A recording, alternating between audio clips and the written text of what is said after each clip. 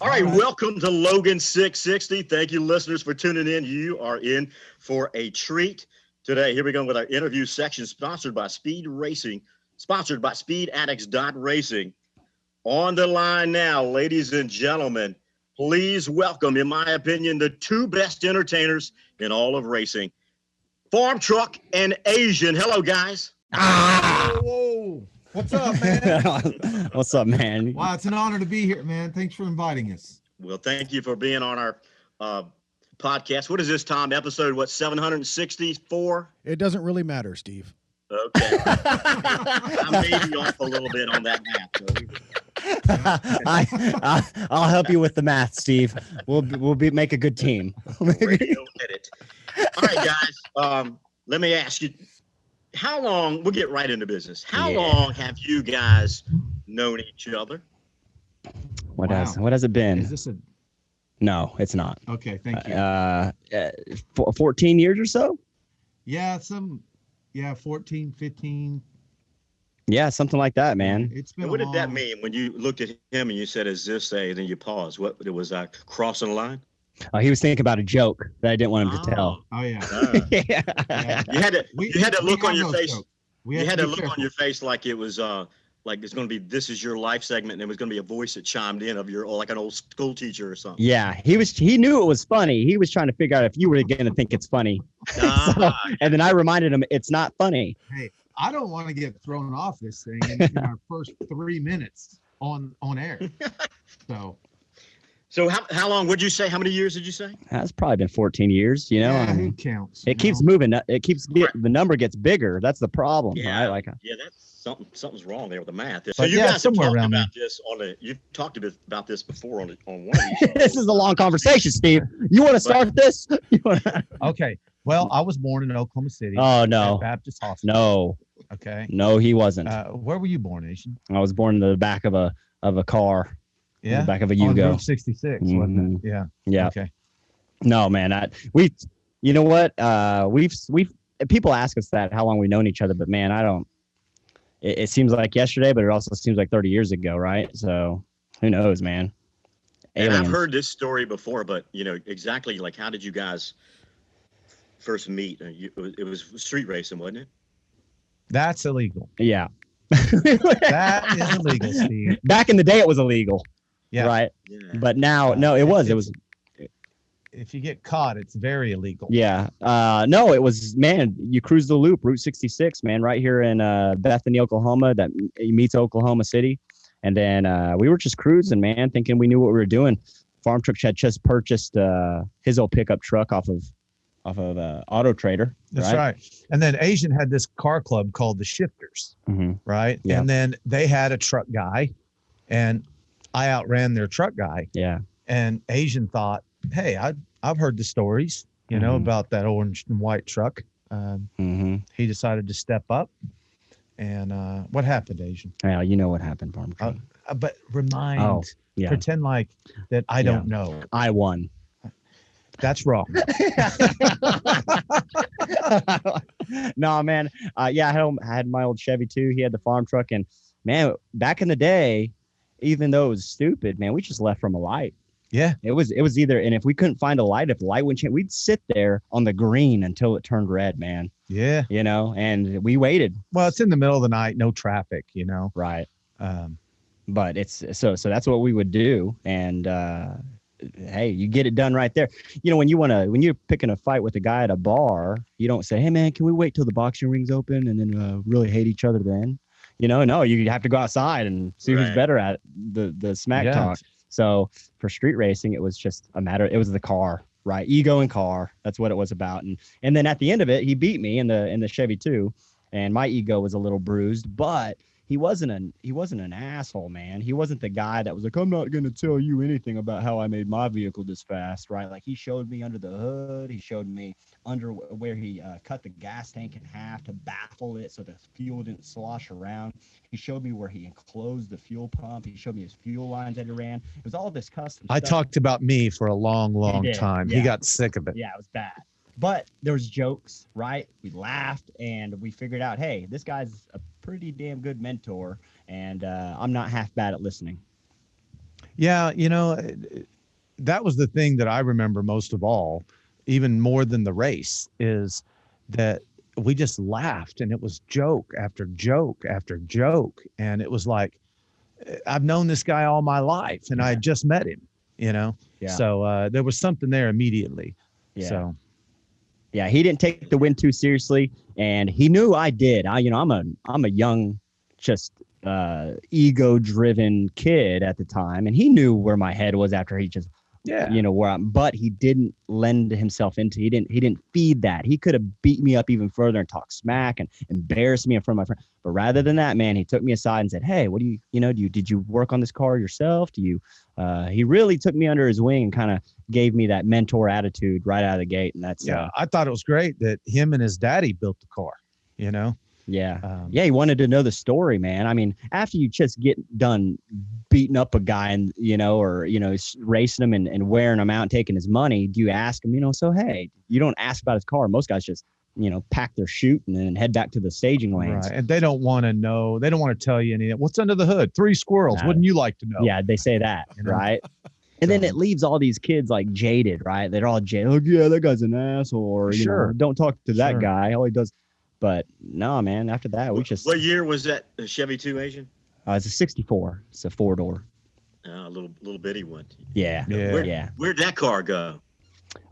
Still got that. That will Farmtruck help me find that thing once upon a time. Yeah, that made an episode of Street Outlaws. I do remember seeing that. And there's a bit of a story behind that's going to be aired soon on Street Outlaws, I'm sure. Yep. But it's made him cry. Yeah, it did make me cry. But I can't say too much or I'll start crying. No. It was a cool episode, man, and it's something that the world hasn't seen yet. Made me cry. Yeah. I can't say too much. Farmtruck, how long have you had the truck? Oh, well, I was brought home from the hospital in it in 1962. It's a 70. Yeah, you just caught me in a lie right there. I wished I had that story that it was my grandfather's truck or my daddy's truck. I bought it in 1998 in a town called Noble, Oklahoma. And there was an Auto Trader magazine that used to be at every 7-Eleven. And whenever you wanted to buy a car, you got an Auto Trader. The very first vehicle under trucks was that truck. And it said very fast truck. And I went down there and looked at it. It was raining and we really couldn't go for a ride and, see what that thing could do. And then the guy tracked me down when it wasn't raining a few days later and said, "Hey man, I'll drive to Oklahoma City. And I really want you to see what this truck's all about." And he took me for a ride in that thing. And I was just like sold immediately. And it had a small block 400. It probably ran about, 1380, 14.0, which was pretty damn fast, especially for a pickup truck. And I was sold immediately. So I drove it around on Route 66, won a lot of races, lost a lot, went and blew that small block up. And in all honesty, looking back, like what you can buy now, right? If people want to buy sleepers, people are looking for, oh, this is a Volvo, but it's got an LS motor in it, right? Like but even in 1998, like pre-2000, those cars are worthless. They were if you did something to the car, man, you broke it, right? Like it's worthless. If it had the original motor in it, they were like, yeah, it's probably worth more. But man, a hot rod back in that time anyway. You can skip generations, but during that time, those kind of cars just people weren't finding value in those, even as a hobby. C10s, you could find them on every residential street for $500, that didn't run. Mm-hmm. And I don't know. They've gotten pretty popular now. Good luck finding one for $500. Yeah, man. Jeez. And now times have completely changed. This sunk in that you have probably the most iconic truck on the planet? I'm oblivious to it. To me, it's just an old truck that Asian and I worked on the weekends and we raced it. And it's still that to us. When we go do an event and we race it, at a no prep, I would say what it really is, it's the people's truck. People love that truck. And, we receive all kinds of compliments, and we have grown men come up crying saying, my grandfather had a truck just like this. My dad had a truck just like this. My buddy and we had one in high school. And the stories that we hear, we love hearing those C10 stories. It means something to people. Yeah. For us, I guess the truck's kind of become a bit of a fable, right? Like it's kind of become the Braveheart of trucks, right? Like we heard it's 10 foot long and 8,000 horsepower, and it's not, right? Like, so everybody actually thinks it's more than it is. And the truck is, yeah, man, it makes a ton of power, and it's a 6-30, it's got nitro, it's got all this stuff, but man, it's a heavy truck, man. People way overestimate it. We can also still drive it to Sonic. Yeah. Roll the window down and get a Coke. Yeah, you really can. You got to turn the truck off so they can hear you, but you definitely can. You could take it on drag week if you ballsy enough. We could. It's a driver. But yeah, the truck to us just represents pretty much what you can do with a little to nothing. And man, everything takes time. So it's hard to give people the whole 10,000 foot view on what it takes to build something worth building. But you start, man, and you don't have to start on the paint. You don't have to start on the glass. You don't have to start on the interior. Start where you want to start, and you just gotta one step after the other. Farmtruck says 1 bolt a day. Do 1 bolt a day, and you'll eventually get it done. Well, speaking of starting, let me ask each of you this, and you can answer separately. But AZN, we'll go with you first. How did you initially start into racing or getting involved with having a fast car? Did that come at a very early age, or what got you involved in that?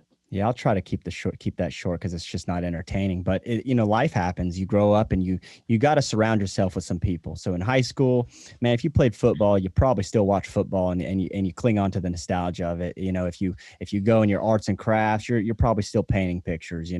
For me, it was I had friends that were kind of into cars. They weren't gearheads, but they were into cars, and it was enough for me to. Man, I wanted people to like me, right? So I'm going to like what they like so that they like me.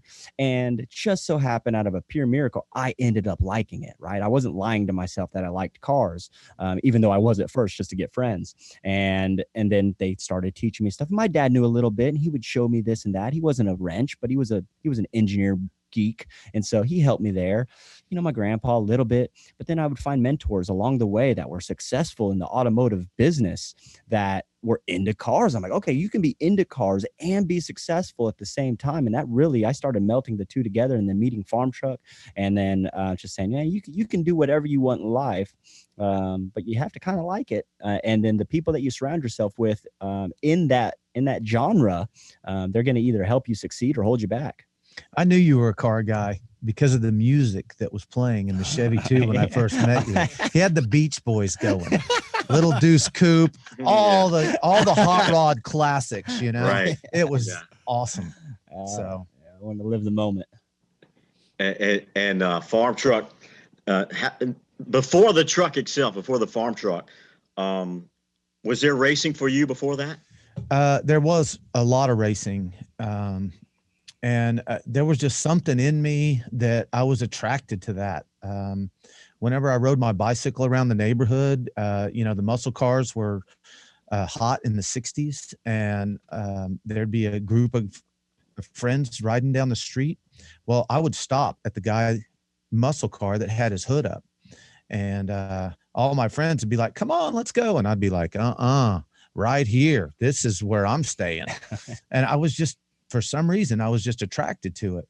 And then my brother Kevin, he had friends that had Mustangs and Trans Ams, and they were always racing each other back and forth. And hey, your big brother never wants the little brother tagging along. Right. So I was able to cut a deal. All right. Because back then in the 70s, nobody wanted to be on the starting line. They wanted to be on the finish line. And because they immediately wanted to know who won. Now it's far too dangerous to be standing on the finish line.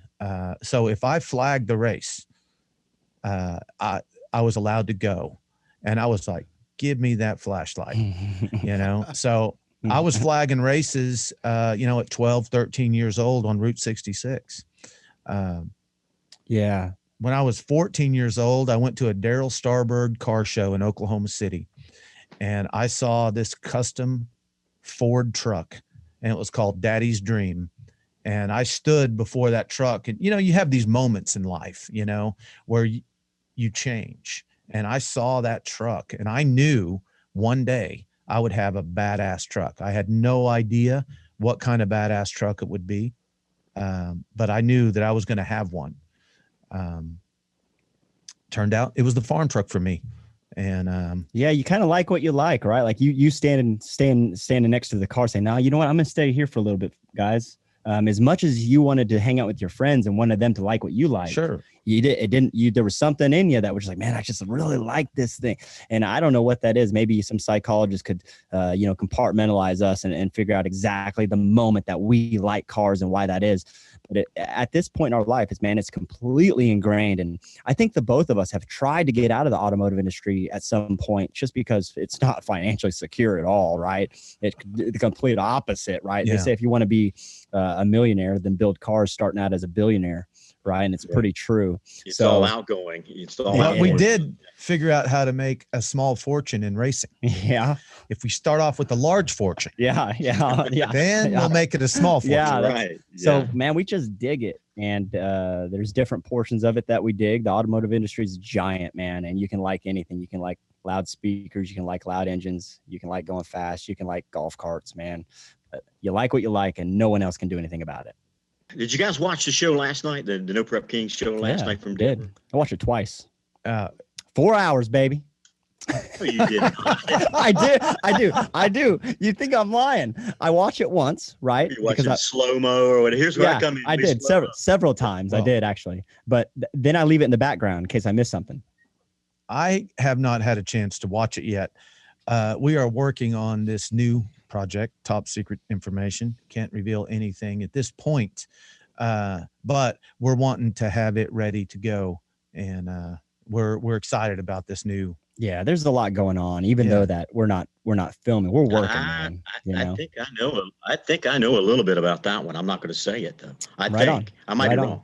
Hey, let's talk about a No Prep Kings show, guys. Sure, and, because there's a lot of stuff that happens at one of these weekend events that really doesn't make it to TV. But to somebody out there that's listening to the show that's never been to a No Prep Kings live, and hopefully the new schedule will come out pretty soon, and they see a show maybe within driving distance for themselves and their family and their kids or whatever, what can they expect to see like from you guys? We know about what's shown on TV, but what else can they see? Well, firstly, I think nobody should judge the live event by the show. I think that they're two completely different entities, right? You watch the show, and the show is packing 50 pounds of shit in a 5-pound bucket, right? That's true. It was a giant event. Each event is friggin' giant, right? And so what they can expect is an overwhelming experience beyond what they'll ever see at any event that they go to. You can go to go to Vegas and do the Cirque du Soleil and all that stuff, and you get something from it. This is the same thing, man. It's so big, man. I just don't think that you could possibly fathom how much effort and work and energy goes into, man, just producing one of those megalodons of an event. It's huge. And every event that we go to gets better and better and better. More fans show up. There's more things to do in the pits. Yeah, the vendors, the tracks are accommodating the people because there's more people than they've ever seen or tried to accommodate. And if they're a smaller track, and some of the bigger tracks kind of know the program, but man, you go there and they're taking care of people with the parking. It's a well-oiled machine, but it's just giant, man. There's just so much going on. And for us, we saw it as an opportunity to meet the people that are watching the show, right? They're watching the show and they're figuring out, hey, where can we go? Where are the guys? And we can meet them.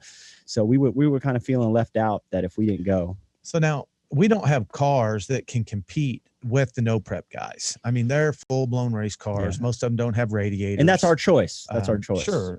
That's not what we do. We came up with our own thing. Most of our fans know about the Daily Driver, but we started a Daily Driver for No Prep Kings. A race. So it's, first of all, the Daily Driver would be the guys that are working on their car all week long. They'll get to go race it on the weekends. Mm-hmm. We allow nitrous and superchargers and all that stuff on those Daily Drivers. We just don't allow a lot of race car stuff. You know, because there's a race that they can go to every weekend. Yeah, and that's subject to controversy, right? Someone can say, well, what's a street?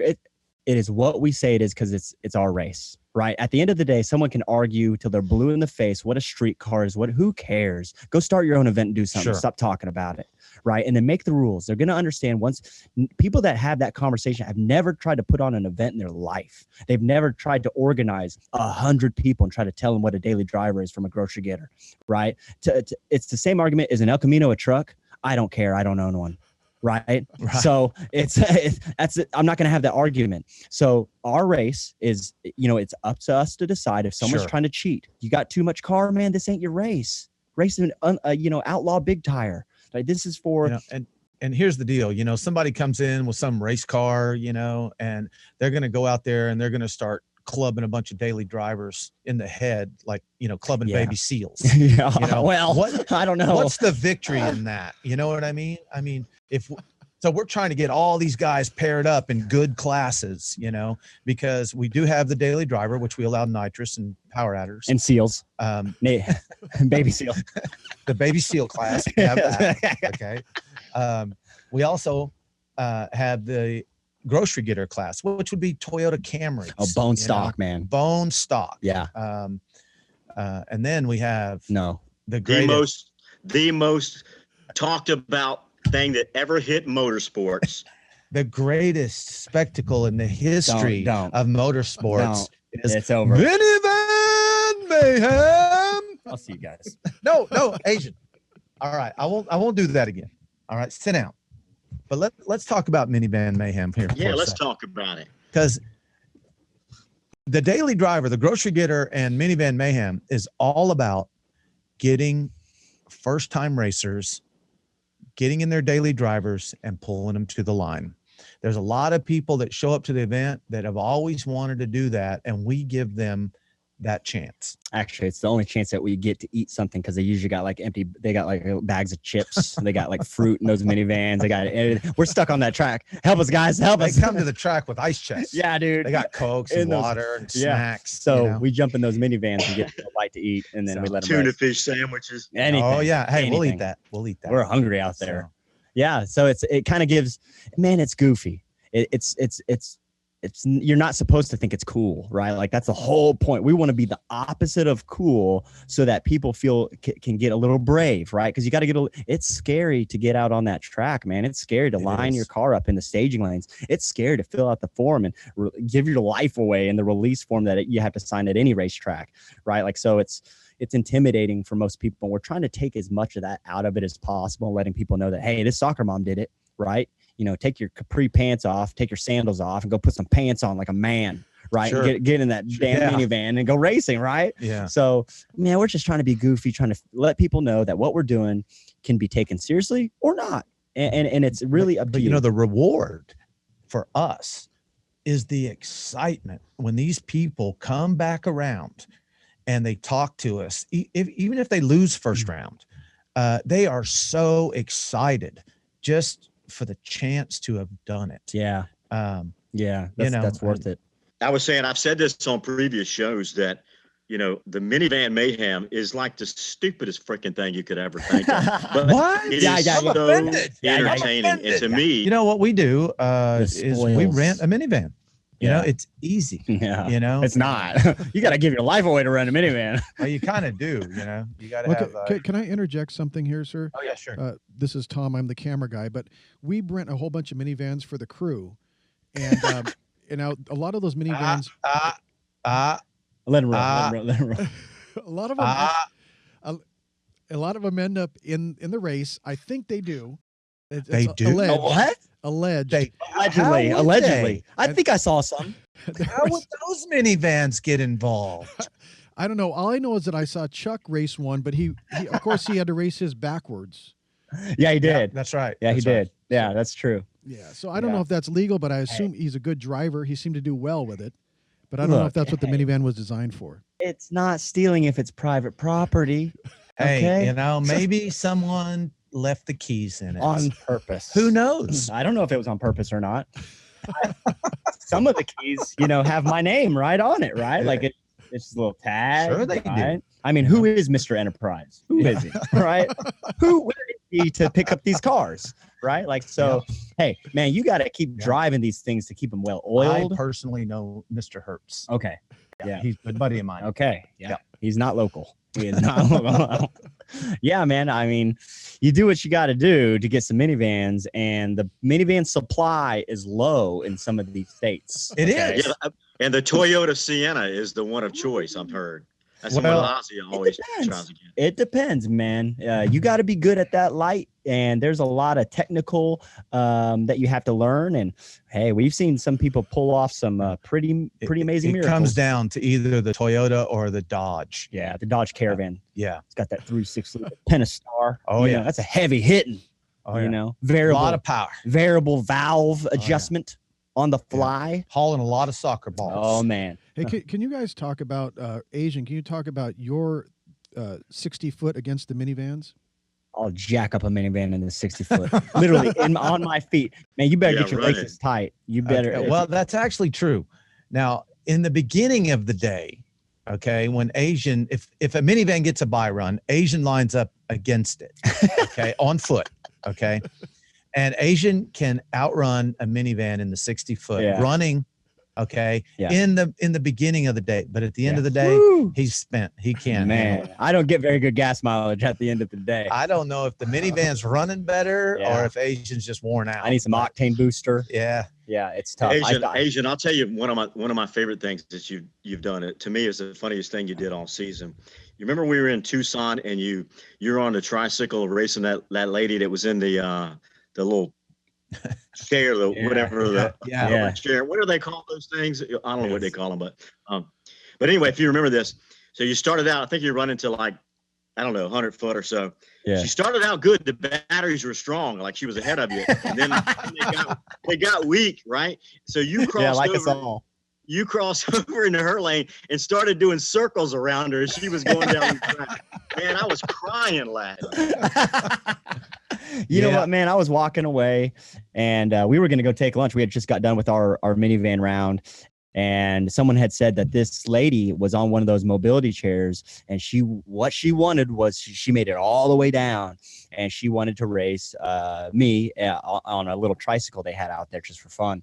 And man, how can I turn that down, right? Like if someone wants to have fun, I'm like, no, I'm the fun police. I'm not gonna, I'm not in charge of that, man. I'm gonna go and give them that Asian's fun. gonna go out there and hurt their feelings. Yeah, that's what I want. I want to take that W. He don't care who you are. Take that W. Man. I got that $100, Steve. Okay. We shared the money. Why are we talking about it? Man, it was one of the funniest things I ever saw in my life, man. You were just freaking rotating around or going around, like a moon as she was trying to go down the track. Man, Asian mooned her. I mooned her, man. That's never make air, but I just have a good time with that, man. If it seems like a cool idea, sure. And they're not, they're just out having. Some people want to laugh at you, some people want to laugh with you, and that's what we're about. She wanted to laugh with us. So also, it doesn't matter what kind of racing, tricycle, skateboard, we're just down to race, Also, the other aspect of the daily driver race is we want everyone to know that everyone thinks that racing is expensive. Well, it can be at certain levels, but we want everyone to know that it doesn't cost much. You can go out there and you can get good on the tree. You can go to a bracket race in your daily driver, turn the air conditioner off, pay your $20, pull to the line and race. And it's fun. It's a lot of fun. You can leave anytime you want. You got your car. Sure. Right? No one dropped you. You showed up and you can leave. And that's where it starts. You might go out there and try it and get hooked. Mm-hmm. And then you might spend a lot of money. Yeah. But if you know who you are and you race your wage, mm-hmm. You can have a lot of fun racing without spending a lot of money. Yeah. And some of the car counts are extremely high in those things. I mean, there's a lot of cars. Have you ever thought about that you may have opened somebody's eyes to a door that now they just get hooked and they start racing something, We did 10 of those no preps, and we did a daily driver at every one of them. And if one person pursued a career of racing after entering one of our races, our job is done. Yeah, that's the way I see it. Even if none had, because they all had a great time. Yeah, man. So right. No expectations, man. We're really out there to do what we think is stupid and silly. And if we make the kids laugh, or if they get to see us after the show's over and meet us at our tent, sometimes that happens, or they got a little VIP section that we can go into and hang out for a little. Man, we're just out there to have a good time. And if nobody had a good time, we don't think about it, because we had a good time. And if no one participated, then that might be on them. But it's easy to participate in fun, man. It's usually free. We've had conversations one-on-one about this in the past there on the track. You two are one of the two that get it when we talk about fans and what a fan means, and what does a fan mean to you guys? Man, I think and it's weird to say, but I see the same energy in every single person, right? So it's people can say, hey, do you remember me? And man, I really don't. We meet thousands of people in one of those events, much like you guys do, and it's tough it's skin and hair, but man, the energy that these people put off is what kind of keeps us going, right? And so it's like, oh man, this guy really wants to see you, and we're walking away after signing a kid's hat, or walking away after signing $100, and man, we just keep getting drawn back because it's the same energy. So I just see the energy, man. I just see the positive energy that these people have, and every single fan seems to be the same. So I don't really look at the people, man. I just see the positivity. Farm Truck, I tell this story sometimes, and I'm sure you remember this. We were at Bristol this past year. You remember you were there on the starting line, and you went out of your way. It was on the left side of the stands, and went way up in the bleachers, man. It's like 10 stories up there to sign something and an autograph as well, with a photo or something with the I'm sorry, a photograph. The handicap people are up there. Yeah, you went way up, and that's their only access to the stands. They have one little row up there, and I wanted to go up there. I want to meet all the people. I want to meet. I want everyone to be included. I want the handicap people to be included, because people are up there wanting to see us just as bad as anyone else. Yeah, man. And the one thing that we notice about the people that are handicapped, and we say that very loosely because it's very different, it varies in different kinds of levels of handicap. Some people, are bound to a wheelchair, and some people just have a mind altering disease. But man, those people don't want to burden anybody, man. And so they won't say, can you get me closer? Right. They won't say, hey, can you carry me down to the bottom so I can have a chance to. They're just going to sit there being grateful and content for even getting to go. And man, that if we can extend their memory of that event, man, that's worth it for us. So it's worth it. Okay, but it's totally a catch-22, because when we go up into those stands, everybody wants to meet us, and we're so grateful for that. But we go up there into those stands because we know the handicapped people can't come to us, and anyone else, we tell them, come see us at our booth, and we will stay at our booth until the sun comes up. As long as there's people standing in the line, we are going to stand there, and we're going to take care of everybody, but we can't go into the stands and take care of everybody there. So anyone that can walk or stand, we invite them to come to our booth, even though we have to say no whenever we go to take care of the handicapped people in the stands. Yeah. It's hard to do, it hurts us, Yeah. We think most people get it when we have to do that. We do our best to explain in the few seconds that we have, meeting them, but we think most of them get it. There's the select few that are there that maybe they don't, but maybe they'll meet us afterward too. So. Well, I've seen it firsthand, what you guys do for the fans, and I can attest to also the people standing in line. Heck, man, I can remember the after parties going on, and you guys are still over there signing autographs. Lines are still out there, you guys signing and meeting fans late hours after the race is over.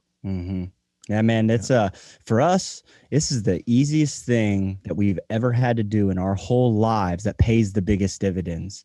It is hard work in the sense that you have to have, it's a game of attrition for everybody out there, even the fans. And for us, it's, man, if they're standing, we're standing, right? You'll never see us sitting down to sign autographs unless we're not physically able. As long as our both of our legs work and our mind is active enough to sign our name, man, you put that piece of cotton, you put that piece of paper in front of us, and we're signing it, meeting and shaking your hand. You know, everyone out there is important. And the people that are standing in our line, and the after party's going on, and you know, there's a lot of people in there, but there's kids in that line, in our line. There's no way that we're going to abandon that line and go to the after party. So we do go to the after party, but it's just after our line. Yeah. And most of the time, the after party's over by the time our line's done, and which happens to be a priority for us. Get the line. We got to get through that line. You know, man. a lot of those people standing in that line can't afford a VIP ticket. And then once we get done with that, man, heck yeah, we're gonna go go meet those people that earned their money and got to spend it and have some fun, man, because we want to have fun too. So yeah, the VIP part is well worth it. We just know we need to take care of the bottom before we can get to the top. Sure. Somebody that's never been to a show, why should they come out to a No Prep Kings live event? To be able to see history in the making is my opinion. I really believe that what you're seeing either will be the future or will never be seen ever again. Nothing like this, man. I think a show like this comes around, man, every 50 years, something like that, right? Like it's just you're riding a wave of economy. There's so many different variables that create this giant planet of a show. It takes all the fans have to show up. All the racers have to say, yeah, I want to show. The venue has to, Steve has to, Tom has to film it, right? All these different variables have to happen. And it's the biggest thing ever, right? But that never happens, man. So I don't know. You want to see a bunch of miracles happen in one weekend, you show up to a no prep race. You know, it's awesome.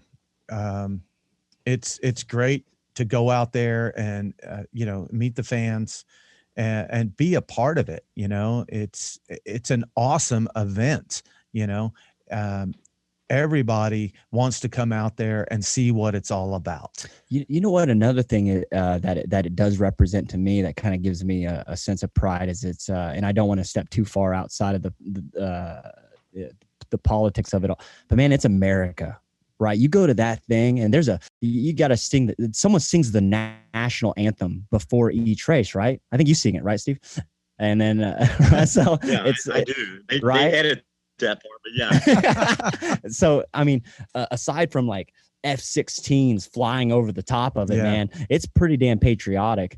And we've been to Australia. Sure. You know, I've been to Taiwan. You've been to a different country before. Been to Ireland. You just don't have this, man. And they don't need it, right? Like it's not necessary in those countries, but man, this is something that you can get in America that you can't get. So I don't know, man, there's a huge sense of gratitude that we can even do this still, right? Because there might come a time in this country where you can't even do that anymore, right? You can't do a burnout. You can't change the wheels on your car. You can't do it in Australia. You know, those guys have a hard time being able to just change the color of their car, man. And I see that, and that could very well happen here if we don't open our eyes. And so I cherish every single moment that one of those events occurs. You know, and also there's something for everyone out there, you know. You can be entertained at many different levels at a no prep race, whether you want to race or you don't want to race, or you want to show up and watch racing. Yeah. There's just a lot going on. It's a spectacle for the brain. I think it's sensory overload as well. You know, the people that love the show, and there are millions that love both shows, but you can get out there, you can see the cameras in action, you can see them maneuver, and you see the people recording. Oh, sure. That's amazing to watch. You know, it is to be and know that you can walk away from that weekend and say, man, I was a part of that. I was right there when they did all that. Literally, right? Yeah. Literally. Yeah. You're a part of it. You could, you know, I see people wanting to touch Tom out there, right? Like Tom's like trying to get away. He's got bodyguards. He encouraged. He likes it. No, man. It's Tom. Let me tell you about Tom for a second here. Tom it makes us look better than what we really are every single episode. I'm 86 years old. I'm 86. But yeah, this is all digital like, makeup. And we get a facelift. Yeah. It makes us look better. No, man. Makes us act better. Yeah, everything. He's always going the extra mile to make us look good and sound good. That's all the camera guys, Trip and everyone, and they all love working that show. Like you guys probably don't know, but a lot of these camera guys could go work on the Cupcake Show and all this home makeover show if they had to, or Amazing Race. But everyone loves working that, and they like working with you guys. It turned into like a full-on family. So you have no problem getting good camera guys to want to shoot that show. It's really fun. That's what we've learned too, man. And it's been unique just to meet those people who have met thousands of people in their life, similar to us, right? Along their path. You guys. So yeah, there are a lot of people, Tom, but you're kind of getting to represent them right now. And you're a veteran. We're trying to talk about you. Yeah. So shut the hell up. Follow directions. Stay on track here. Okay. Yeah. Let us brag a little. Yeah. No, the thing is how would you rate that show as far as toughness? Because I see the guys out there schlepping those cameras and that sound equipment around that, what are they, 60 pounds a piece? And they're doing it for over 12 hours. Yeah. Over 12 hours. Over 12. In the heat. In the heat. In the cold, whatever it takes. Mm-hmm. Those guys are doing. Is there any harder show to film than that? I think Amazing Race is harder. Because it ain't got shit. It ain't got shit on No Prep Kings, man. but the No Prep Kings, the guys on the line, those guys, like especially in Memphis, the guys that were shooting the line that day, man, that was the hottest day any of those guys have ever worked. And you're holding that camera constantly, and you keep going. But there's a different kind of guy that wants to shoot that. Like they want to be able to get the burnout, or get the car hitting the wall, or getting the look of the guy's face with the money when he wins the bet. I mean, it's weird. It's like those guys live to get just the shot. So like they'll put themselves in full on hazardous conditions where the track's 150 and they've got a 35-pound camera on their shoulder and they're sweating and they you're getting nitrous in your face. It's fun. Yeah, that's a slippery camera to hang on to. It's expensive. I would drop it. I couldn't do it. I couldn't do it. And at the beginning, it weighs 40 pounds, but then it weighs 150. Right when it's time to go home. So well, I will admit one thing, and all my friends put on Facebook where I dropped the camera. A car crashed in Tucson last year. And I was running, me and my friend Chunu. We get in a golf cart, go to the end of the track where there was a crash. And I'm all like amped up. I jump out of the back of the golf cart, drop the camera, and just crack the lens. It was just hanging on by a thread, So like that's why Tom's doing a podcast. Casualties of war. Yeah, I thought, I thought everyone was gonna like make fun of me and stuff like that, but they thought, that's pretty cool, man. You almost broke it clean, and it was a good way to break a camera. If I was like shooting a Cupcake Show and I slipped on some icing, that wouldn't have been funny, But right. Yeah, man, you're doing it, man. You're in the trenches out there, and those guys, they know how hard it is, right? So when only one camera breaks out of how many different events, they're probably like, God, at least it's just one, and then they want to talk to you about it, right? Like, how does that feel, man? Jesus, because they've all been there, right? So camera guys are one last thing I'll say about camera guys. Like you got Eric Bush, Vic Alvarez, all those guys are really good, but when there's something happens on the track. For example, heaven forbid, like a car crashes or whatever. The truth is, all the camera guys go right afterwards and say, "Hey, what kind of shot did you get?" Well, I got this shot. I got that shot. So it's one of the best things to shoot because there's so much excitement going on. Because think about it. Like I used to shoot Super Nanny, and the most exciting thing would happen was like the lady would be yelling. Like the baby would shit itself. We got a live one. But you shoot this, you never know. You get Chuck out there, you don't know what's going to come out of that guy's mouth, and you guys are pretty skilled at like manipulating things. So you always have to shoot you guys, you have to be really quick on your toes and see where you're going. Oh yeah, we're always trying to figure out where the next thing is, right? So we're just trying to, we see something in the corner, we see a fan, or or somebody calls our attention to something cool going on. So man, we just go wherever we're needed. Yeah, I love it. It's cool, man. You're right. There's a lot of dynamics, man, and that's you got a completely different side. That so to kind of bring it back to what Steve's, what people can take. Man, there's like 3 shows going on at once. Yeah, literally. There's one in the pits. Yeah. Oh, it's a 3-ring circus, dude. It is, and Chuck's in the middle. Yeah, right. So it's you got Boosted Chuck.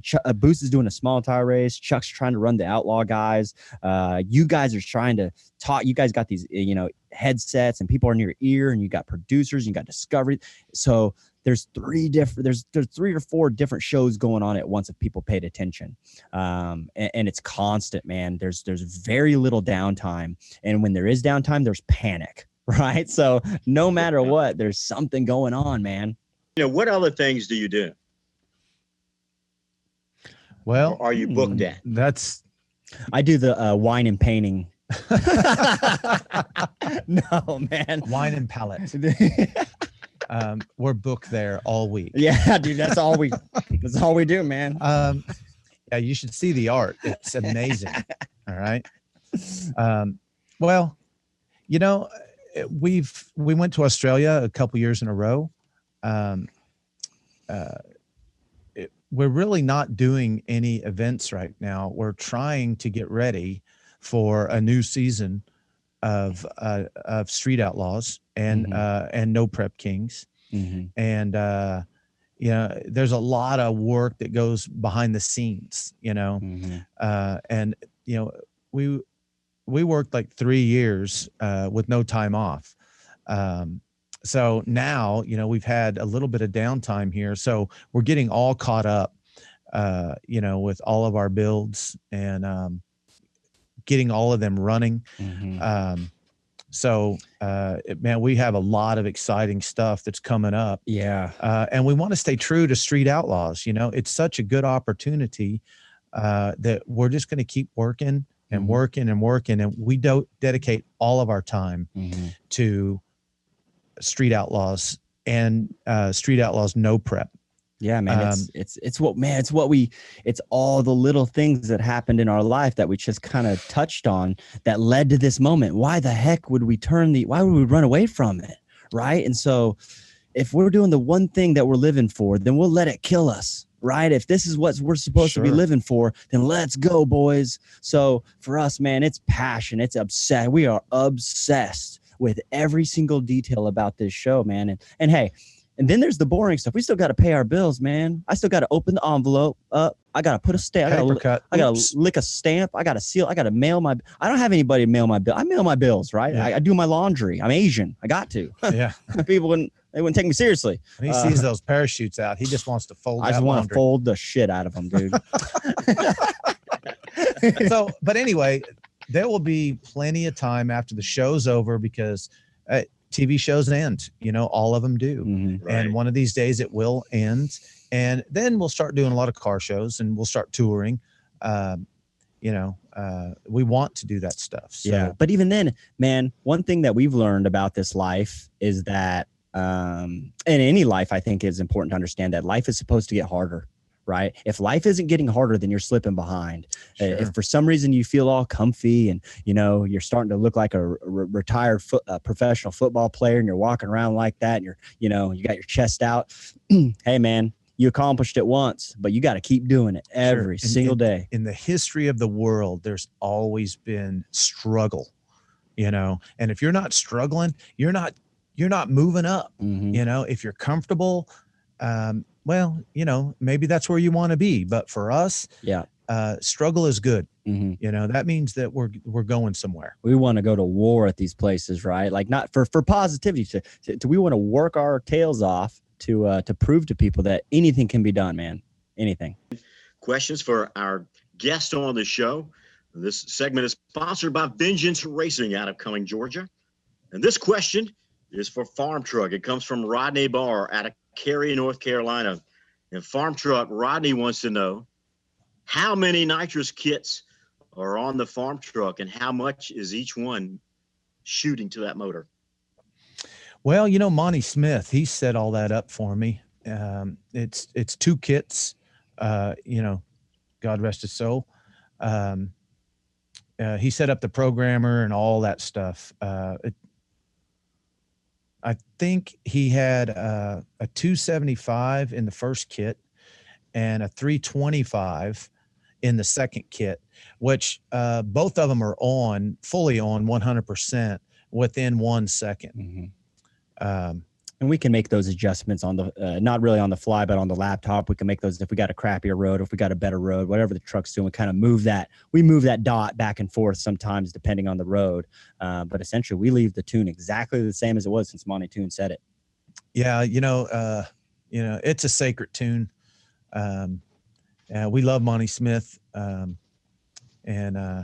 Anyway, we're spraying some nitrous to it. Yeah, and it's all Nitrous Express, man. It's not a patched together kit or anything like that. It's technology, and we've learned with it, and we've improved with it, and it's kind of what we know. The farm truck and all these cars, that you see on the show, they're only as good as the people that are behind them. We have a lot of good people behind the dung beetle and behind the farm truck and all the no preppers. They have a lot of good people helping them, helping them be fast. So, so yeah, it's the truck is what it is because of all the help and including the nitrous, man. Well, there you have it. Thank you again, Rodney Barr out of Cary, and thank you, Vengeance Racing, for our listener question. I lied. It's turbo. I lied. I don't have any nitrous at all on that truck. No, that's it. All that's throttle, no bottle. Hey, Steve, there were some other questions. Should I ask these? Do you want to ask these other ones? You ask them if you got them in front of you. I got one here from on the Facebook. Trinity Whitfield says, ask Farm Truck about plans for the haunted hearse. Is it going to be a list or a no prep car or just a fast street car? Well, it's going to be the heaviest race car known to mankind.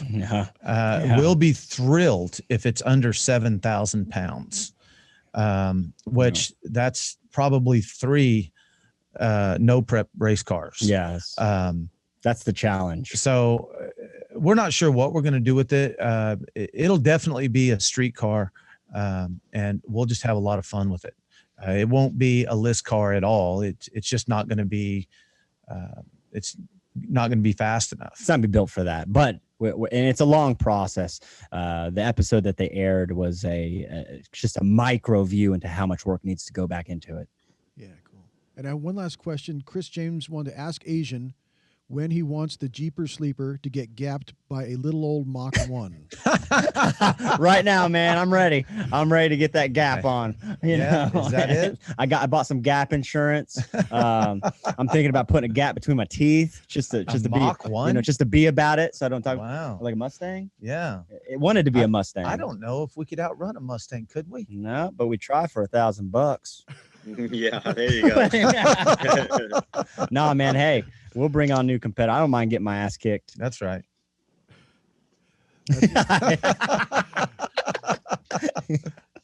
Yeah, man. It's so bring that Mach 1 and Mach 2 if you got it, or if you got a Mach none. Why don't you quit mocking me? Yeah. Before we finish it up, is there anything else you guys would like to say, or you know what I mean, or to talk about, or me to ask? Man, I think that one thing that if anybody listens to this at all, it's just to learn that we are all about giving back, man. Everything we do is not for us. It's the jokes. They're not for me, man. I can laugh at my own jokes by myself. Those jokes are for me. Yeah, they are. I'm whoever, they're stupid. They are. Everything we do is dumb, but it's for somebody who may think it's cool, funny, just to get a rise out of you, man. So don't take us too seriously. And when you see us, know that there's no ego with us. We just want to have a good time. Sure. There's a lot of guys that call us out and they're all serious about beating us and stuff. And okay. We're cool with that. You can beat us up if you want. Sure. I've been beat up before. Yeah. If that's what makes you happy, I mean, if it really mattered to us, we'd be on the list. That's it. We'd be racing no prep. Right. And it doesn't, it doesn't matter. We're grateful for our opportunity, and we're happy for people when they outrun us. We are. We know what that feels like. But remember what I was talking about, clubbing baby seals in the head. We're baby seals. All right, you club us right in the head. That's easy. Yeah. So National Geographic shit right here, boys. Well, there you have it. Our interview section with the stars. Sponsored by SpeedAddicts.Racing. Want to thank Farm Truck and AZN being part of Logan 660. Thank you, guys. Appreciate you, man. Thanks for having us. Thanks for having us on there, man. Good luck with everything.